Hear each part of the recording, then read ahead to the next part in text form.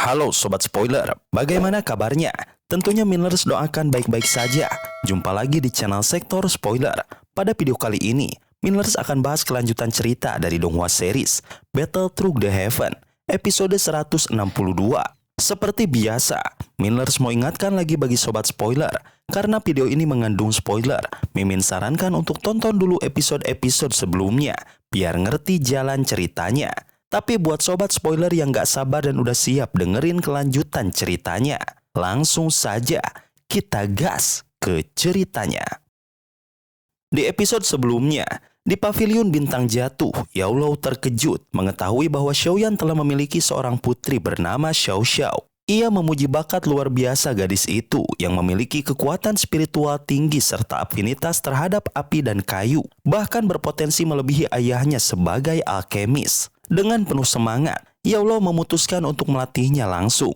Setelah menyerahkan Xiao Xiao kepada Cailin untuk beristirahat, Yaolou membahas masalah serius bersama Xiaoyan mengenai ancaman dari aula jiwa yang masih bergejolak meskipun dua Tianzun mereka telah dikalahkan. Setelah hampir 2 minggu, fenomena itu mereda dan keduanya keluar dengan tubuh yang kelelahan, lalu beristirahat selama beberapa hari sebelum memutuskan untuk berangkat ke pameran perdagangan spasial. Mereka hanya membawa Cailin dan Xiao Yixian, sementara yang lain tetap menjaga pavilion. Perjalanan mereka membawa rombongan menuju Gunung Tandus di selatan dataran tengah.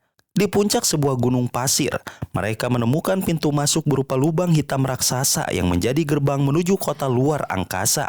Tempat diadakannya pameran besar tersebut. Kota ini dipenuhi platform batu dengan barang-barang langka, mulai dari teknik tingkat tinggi, senjata langka, pil berkualitas, hingga benda spiritual langka seperti batu asal 7 warna yang akhirnya dibeli oleh Xiaoyan untuk Cailin, yang ternyata adalah batu asal 8 warna.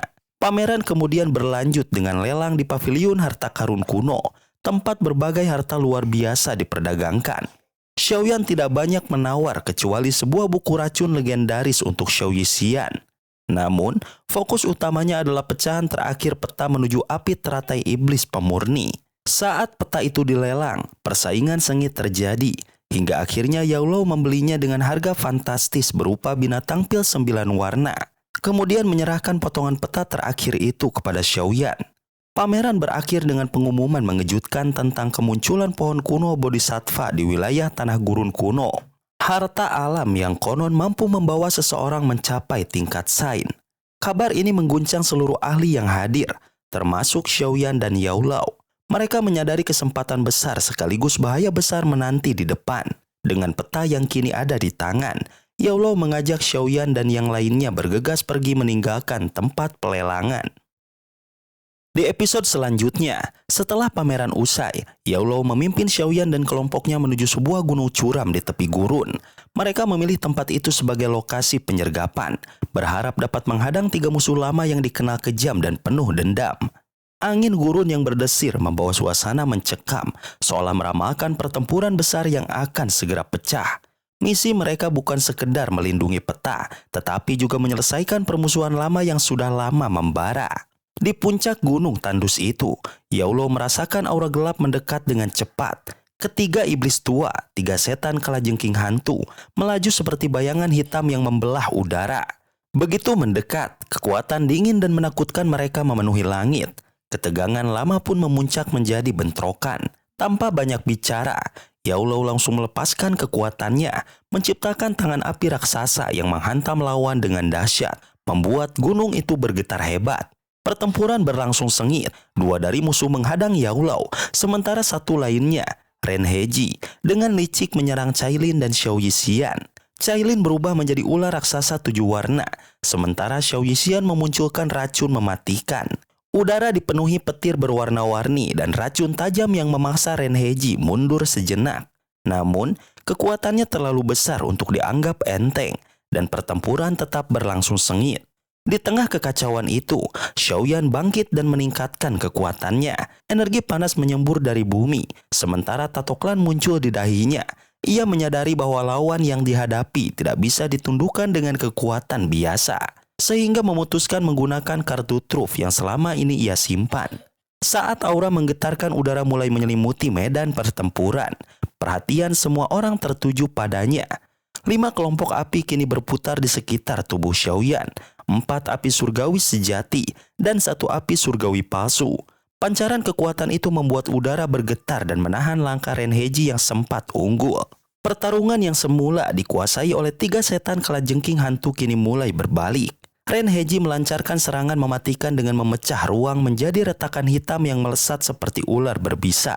Namun serangan itu berhasil dihentikan oleh petir berwarna-warni dari langit yang berasal dari Cailin, si piton 7 warna menelan surga. Pertarungan semakin kacau ketika Cailin dan Xiao Yexian ikut membantu Xiaoyan, meski kekuatan mereka masih di bawah Renheji. Serangan-serangan sengit bertukar dengan kecepatan tinggi, menghancurkan ruang di sekitar mereka dan memaksa langit bergetar hebat. Kedua wanita itu mengalami luka-luka, namun tetap bertahan, menyerang tanpa henti untuk memberi waktu bagi Xiaoyan menyelesaikan persiapannya. Sementara itu, di sisi lain, Yao Lao menahan 2 musuh lainnya, Tian Heji dan Di Hezi, yang mulai kewalahan menghadapi tekanan berat. Tubuh mereka terpental mundur dengan darah mengalir dari mulut, membuat situasi kelompok Renheji semakin terdesak. Melihat keadaan itu, Renheji memutuskan untuk mengubah strategi. Alih-alih membunuh Xiaoyan, ia mencoba menangkap Xiao Yexian sebagai sandera. Serangan cepat Renheji membuat ruang di sekitar Xiao Yexian mengeras dan mengekangnya. Cailin berusaha menghentikan langkah itu dengan petir yang menghujani dari segala arah. Tetapi serangannya dihancurkan dengan mudah oleh distorsi ruang Renheji. Saat tangan besar Renheji hampir menyentuh Xiao Yexian, tiba-tiba sebuah teratai api 5 warna yang memancarkan kekuatan pemusnahan muncul menghantam ke arahnya. Teratai api itu yang merupakan gabungan 5 jenis api surgawi Xiaoyan, memiliki kekuatan mengerikan setara keterampilan Dao tingkat Tian. Renheji segera membentuk pertahanan dengan lonceng tebal raksasa. Namun ekor Cailin berhasil menyambar Xiao Yexian dan membawanya pergi dari jangkauan musuh. Sementara itu, Xiaoyan dengan tatapan dingin memicu ledakan teratai tersebut. Ledakan besar mengguncang wilayah itu, mengubah area seluas ribuan kaki menjadi tanah datar tanpa sisa. Gunung-gunung hancur dan hanya debu yang tersisa di udara. Di kejauhan, Cailin kembali ke wujud aslinya, mengibaskan debu dengan lambaian tangannya.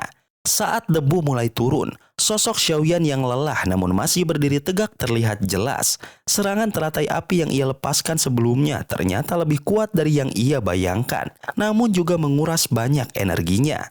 Kekuatan yang dilepaskan Xiaoyan telah menghancurkan Renheji hingga tak bersisa, membuat 2 saudara Renheji, Tian Heji dan Di Hezi ketakutan. Mereka sadar bahwa kekuatan pemuda itu jauh di luar dugaan. Meski kekuatan mereka cukup besar, serangan dahsyat seperti itu jelas berada di luar kemampuan mereka. Rasa takut mendorong mereka untuk melarikan diri daripada melanjutkan pertempuran. Namun, Yao Lao tidak membiarkan mereka pergi begitu saja. Ia membentuk tangan api raksasa yang menghantam mereka berdua dengan kekuatan luar biasa, memaksa mereka jatuh ke tanah dengan luka serius. Di Hezi akhirnya tewas di tangan Yao Lao setelah mencoba menghancurkan diri sendiri. Sementara Tian Heji berhasil kabur, dikejar oleh Yao Lao yang tak mau melepaskannya. Di sisi lain, Xiaoyan memeriksa cincin penyimpanan dari 2 musuh yang telah gugur. Ia menemukan berbagai barang berharga, termasuk gulungan keterampilan Dao kelas Tian. Pertempuran sengit yang mereka lalui tidak hanya membawa kemenangan, tetapi juga menyingkirkan musuh lama yang selama ini menjadi penghalang. Dengan 3 setan kalajengking hantu musnah, jalan menuju tujuan Xiaoyan terbuka lebih besar. Meski tubuhnya kelelahan, semangatnya berkobar. Ia semakin dekat pada kekuatan yang selama ini ia kejar. Xiaoyan dan Yao Lao berhasil menggabungkan fragmen peta kuno yang telah mereka cari dengan susah payah. Peta ini diyakini menyimpan informasi tentang api teratai iblis pemurnian, sebuah kekuatan yang sangat berbahaya sekaligus menggoda banyak pihak. Setelah mereka menjauh cukup jauh dan menyembunyikan jejak aura mereka, kelompok itu berhenti di sebuah pegunungan sunyi untuk menyusun peta tersebut. Dengan hati-hati, Xiaoyan menyatukan setiap pecahan peta hingga terbentuk gambar utuh. Namun, kegembiraannya memudar ketika peta itu ternyata tidak menunjukkan informasi yang jelas, hanya garis-garis samar dan gambar teratai iblis. Berbagai cara dicoba, termasuk meneteskan darah di atasnya, tetapi peta itu tetap diam tanpa memberikan petunjuk apapun. Kecewa dan merasa usahanya sia-sia, Xiaoyan hampir saja membuang peta itu ke dalam api surgawinya. Namun, keanehan terjadi. Peta kuno itu tidak terbakar meskipun dilalap api surgawi yang begitu panas.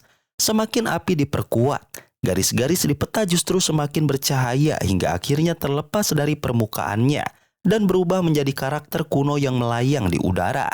Tulisan tersebut mengungkapkan ramalan. 2 bulan akan muncul bersamaan, 9 bintang sejajar, gelombang dunia bangkit, dan saat itulah api teratai iblis pemurnian akan turun kembali ke bumi. Yaulo menjelaskan bahwa fenomena langit yang disebutkan itu hanya terjadi setiap 1000 tahun sekali, dan perhitungan menunjukkan bahwa waktunya akan tiba dalam 3 tahun ke depan. Kesempatan itu tidak hanya milik mereka, tetapi juga semua orang yang mengincar nyala api tersebut. 3 tahun menjadi waktu yang sangat berharga bagi Xiaoyan untuk memperkuat dirinya hingga mencapai kelas Daoseng, atau ia hanya bisa menjadi penonton ketika momen itu datang. Meskipun kecewa karena peta itu tidak langsung mengarahkan mereka pada lokasi pasti api iblis, ramalan tersebut tetap memberi harapan. 3 tahun bukan waktu yang panjang, tetapi juga bukan kesempatan yang sia-sia. Xiaoyan harus memanfaatkan setiap detik untuk meningkatkan kekuatannya demi mampu bersaing saat waktu yang ditentukan tiba. Namun, sebelum mereka sempat menenangkan diri, sesuatu yang mengejutkan terjadi. Saat Xiaoyan hendak mengambil kembali peta yang masih berada di tengah api, gambar teratai iblis di atasnya mendadak hidup. Teratai itu berubah menjadi cahaya yang melesat cepat dan masuk ke titik di antara alis Xiaoyan, membuat semua orang terkejut, termasuk Yaulo yang segera menyadari bahwa ini adalah awal dari sesuatu yang lebih besar dan berbahaya. Kejadian itu terlalu cepat, bahkan bagi Yaulo untuk bereaksi, membuat semua orang terkejut. Cailin dan Xiao Yixian hanya bisa menatap dengan wajah pucat, tidak tahu apakah hal ini akan membawa keberuntungan atau malapetaka. Xiaoyan sendiri merasakan ada sesuatu yang aneh di dalam dirinya, sebuah gugus cahaya putih kecil yang tidak pernah ia rasakan sebelumnya. Ia mencoba memeriksanya dengan kekuatan spiritualnya, namun tidak berhasil mengendalikannya. Gugus cahaya itu tampak tenang, namun justru membuat Xiaoyan merasa gelisah. Saat ia mendekatinya dengan kekuatan spiritual, cahaya itu tiba-tiba melepaskan kilatan yang menembus pertahanannya dan menyerang jiwanya. Tubuhnya terhenti, wajahnya menunjukkan rasa sakit yang tajam. Yaulo yang melihat hal itu segera mencoba membantu. Namun sebelum ia sempat bertindak, Xiaoyan membuka matanya kembali dan mengaku tidak dapat mengusir benda tersebut. Cahaya itu tetap berada di tempatnya, tidak bergerak, seolah hanya bersemayam di dalam pikirannya. Setelah mengumpulkan pikirannya, Xiaoyan menyebutkan bahwa benda misterius itu membawa satu informasi, memurnikan teratai iblis pemurni. Yaulo langsung teringat akan legenda lama tentang seorang ahli dari 10.000 tahun lalu, pemilik asli api teratai pemurnian iblis, yang dikenal sebagai salah satu sosok terkuat pada masanya, dan hampir mencapai tingkat Daudi. Kemungkinan besar, peta kuno yang selama ini mereka cari memang peninggalan dari sosok tersebut. Meskipun terdengar berbahaya, Yaulo meyakinkan bahwa sosok kuno itu dikenal memiliki watak yang tidak licik, sehingga kemungkinan besar benda tersebut tidak akan membahayakan Xiaoyan secara langsung. Namun, ketidakpastian tetap menghantui mereka. Xiaoyan hanya bisa berharap bahwa kehadiran cahaya itu akan membawa keuntungan, bukan petaka. Ia tidak merasakan adanya bahaya yang nyata dari benda tersebut, sehingga memilih untuk mengamati sambil terus melanjutkan rencananya. Dari perbincangan itu, terungkap bahwa tujuan mereka tetap sama. Xiaoyan harus mencapai tingkat Daoseng dalam 3 tahun mendatang sebelum kemunculan api teratai pemurnian iblis yang sangat kuat. Tanpa kekuatan tersebut, ia hanya akan menjadi budak api, takluk oleh kekuatan surgawi yang mendominasi. Kesempatan untuk mencapainya sangat kecil. Namun Yaulo mengingatkan satu-satunya jalan adalah dengan mendapatkan hati bodhisattva dari pohon kuno bodhisattva di wilayah tanah air kuno. Meskipun tempat itu terkenal berbahaya dan sulit dijangkau. Dengan tekad yang semakin bulat, Xiaoyan menerima kenyataan itu. Perjalanan berikutnya akan membawanya ke wilayah yang terlarang bagi manusia, penuh bahaya dan persaingan dari berbagai pihak yang juga mengincar pohon kuno tersebut. Mereka pun memutuskan kembali ke pavilion bintang jatuh untuk menyusun rencana. Masa depan Xiaoyan kini bergantung pada keberhasilannya mendapatkan hati bodhisattva. Dan hanya 3 tahun waktu yang dimilikinya untuk mempersiapkan diri menghadapi api terkuat yang pernah ada. Kelompok Xiaoyan segera kembali ke paviliun bintang jatuh setelah membuat keputusan penting. Mereka beristirahat selama 2 hari. Sementara berita tentang kemunculan pohon kuno Bodhisattva menyebar cepat ke seluruh dataran tengah. Berita ini mengguncang banyak pihak, termasuk para ahli tua yang telah lama mengasingkan diri.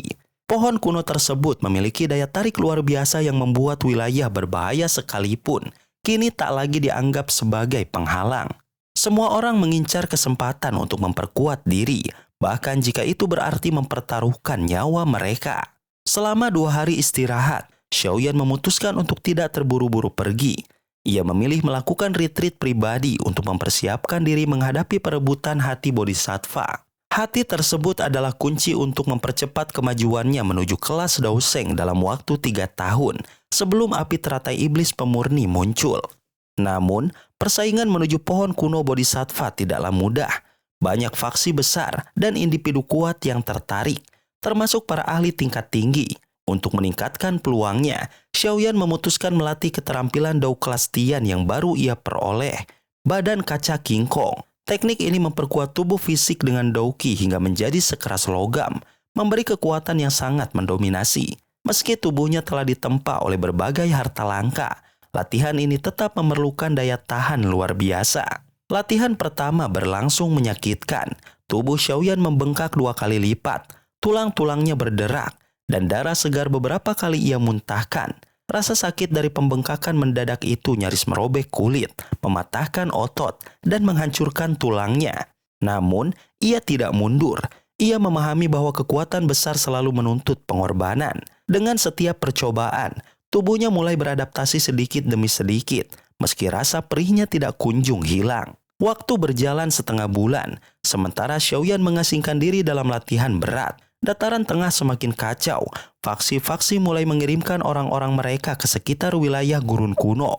Meski pasukan utama masih menunggu kepastian, semua menanti tanda kemunculan pohon kuno Bodhisattva yang akan mengubah situasi secara drastis. Akhirnya, tanda itu muncul pada pagi hari ke-6 setelah masa penantian. Aura cerah menyapu dari langit timur laut, membawa gambaran sebuah pohon purba yang memancarkan kecerdasan luar biasa. Pohon kuno Bodhisattva benar-benar menampakkan diri. Saat itu juga, seluruh dataran tengah meledak dalam keributan besar, menandai dimulainya perebutan yang akan mengguncang semuanya. Di paviliun bintang jatuh, ketenangan di area latihan para sesepuh mendadak pecah oleh ledakan hebat yang menghancurkan salah satu kamar khusus. Dari reruntuhan itu, muncul sosok raksasa berwarna kuning keemasan setinggi 70 kaki, memancarkan kekuatan yang menakutkan hingga membuat para sesepuh terpaksa mundur beberapa langkah. Aura dahsyatnya terasa mampu menghancurkan mereka hanya dengan satu pukulan. Segera, para sesepuh berpengalaman itu mengepungnya dengan siaga, siap menyerang bila terjadi ancaman. Tidak lama kemudian, Yao Lao bersama Cailin dan Xiao Yixian tiba di lokasi. Mereka menenangkan para sesepuh dan menjelaskan bahwa raksasa tersebut adalah Xiaoyan, yang baru saja menyelesaikan latihan tubuh King Kong kaca. Setelah melepaskan transformasinya, Xiaoyan kembali ke wujud semula. Meski tubuhnya masih terasa sakit akibat proses tersebut, ia menyadari bahwa hasil latihannya baru mencapai 70 kaki. Belum sampai ke puncak yang diharapkan, namun pencapaian itu tetap dianggap luar biasa. Xiaoyan memutuskan untuk melanjutkan perjalanannya ke wilayah tanah gurun kuno, sebuah tempat penuh bahaya sekaligus menyimpan banyak harta karun alam, termasuk pohon kuno Bodhisattva yang sedang menjadi incaran banyak pihak. Bersama Cailin, Xiao Yixian, Qinglin, dan seorang tetua kuat, ia membentuk kelompok kecil dengan kekuatan yang cukup mumpuni. Yao Lao memberikan token giok spasial sebagai langkah pengamanan sebelum mereka berangkat. Perjalanan menuju timur laut dataran tengah memakan waktu 6 hari meskipun mereka menempuh jalur tercepat melalui beberapa lubang cacing. Selama perjalanan, mereka melihat banyak pihak lain yang juga menuju wilayah yang sama, menunjukkan betapa besarnya daya tarik pohon kuno Bodhisattva.